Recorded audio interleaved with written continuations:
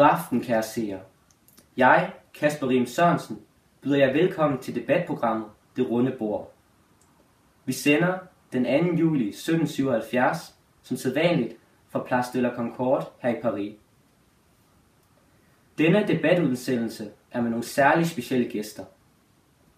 Vi har besøg af selveste kong Louis den 16., den schweiziske filosof Jean-Jacques Rousseau og bonden Pierre Baptiste, som er den ærede formand for sammenslutningen af bønder i Chartres. I bydes hjertelig velkommen til, og dejligt I kunne kigge forbi. Dagens emne er demokrati. Deres Majestæt Kong Ludvig. Jeg vil gerne starte med at spørge dem. Hvilket forhold har de til demokrati? Det bryder jeg mig ikke om.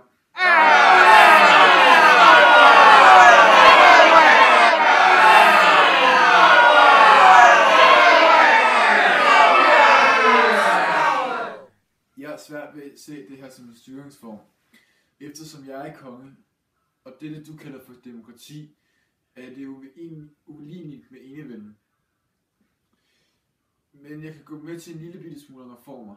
Det her har jeg funderet ganske længe over, sammen med mine kloge rådgivere. Dog har Frankrigs adel også en del, der skulle have sagt. Også at de selv sagt ikke er begejstrede. Jeg må også lytte til dem og adelen. Men det må være en fiks idé. Deres Majestæt mener de hermed også, at begrebet demokrati blot er en af modens luner, ligesom deres meget smukke guldbroderede sko? Oui, præcis. Jeg mener, at denne demokratibølge vil gå meget hurtigt over. Ikke for så lang tid siden var det bukser med vidie moderne, hvor det er smalle og stramme, som jeg bærer i allerhøjeste grad med. Mange tak, deres Majestæt, for deres meget oplysende svar. Nå, tilbage til dagens emne, som er demokrati. Monsieur Pierre, hvad mener de om demokrati? Det går jeg meget ind for. Oui. Vi må væk fra den mørke middelalder.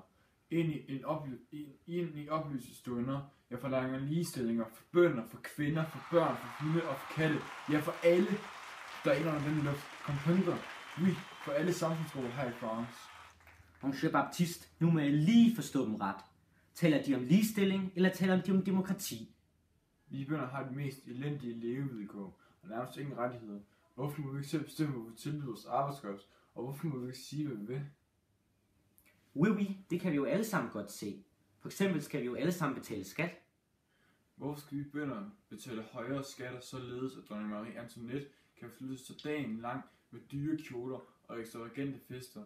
Det kræver, at jeg bliver ændret på med reformer, som kommer de også stakkels bønder til gode, ellers må vi bønder gøre oprør.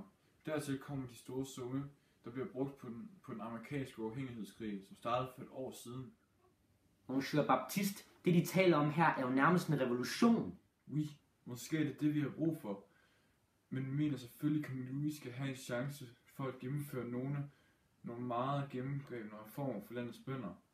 Men jeg må understrege, at det muligvis er kongens og adelens sidste chance for at rette op på deres udnyttelse af tusindvis af mennesker. Monsieur Baptiste, hvad er den ultimative løsning så på dette? En revolution kan blive løsning for Frankrig og resten af Europas bønder, så oui, jeg mener, at demokrati er løsningen.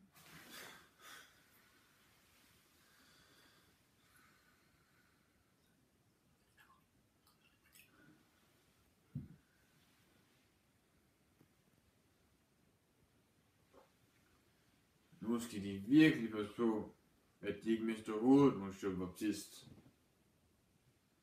Lad os nu se, hvem der mister hovedet sidste ende. Ro på. Og Monsieur Rousseau, hvilken holdning har de til demokrati? De skrev i deres bog Den sociale kontrakt fra 1762, at mennesket er født frit, og det er overalt i lænker. Hvad mener de præcis med dette? Jeg mener, at vi mennesker har inddraget et politiksystem, som ikke tillader os at være frie, og vi burde desuden fokusere på vores skolesystem. Det er den næste generation, der skal føre os landet videre, så det er gevaldigt vigtigt, at børn og unge er oplyst. Her bliver jeg nødt til at afbryde dem. Hvortil tænker de så demokrati ind? Jeg vil gerne have vedtaget demokrati som en styringsform,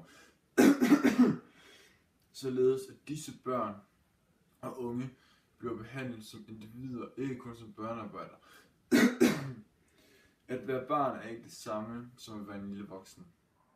Mener de, at vores enevælde er en forældet styreform og ødelæggende for den meget moderne pædagogik, de omtaler i deres bøger? Jeg synes hovedpointen er, at vi så vidt som muligt skal undgå samfundets ødelæggende, indvirke på det naturlige, perfekte barn, der til gengæld skal have en enorm frihed, både fysisk og psykisk. Så vi taler om enevældens autoritet som et onde? Jeg tænker tanken om frihed og lighed for alle høje som lave, og jeg betragter autoritet som et onde.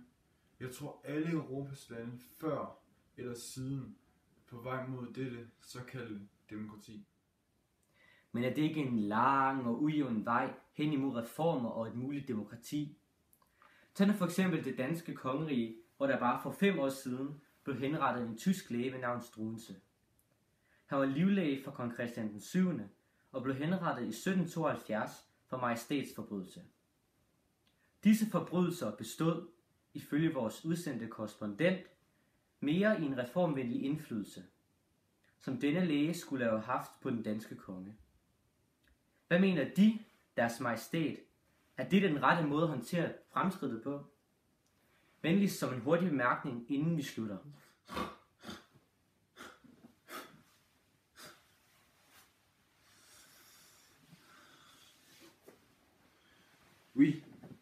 Absolut. Ikke nok læger, den type slags farlige læger, til at gå frit rundt.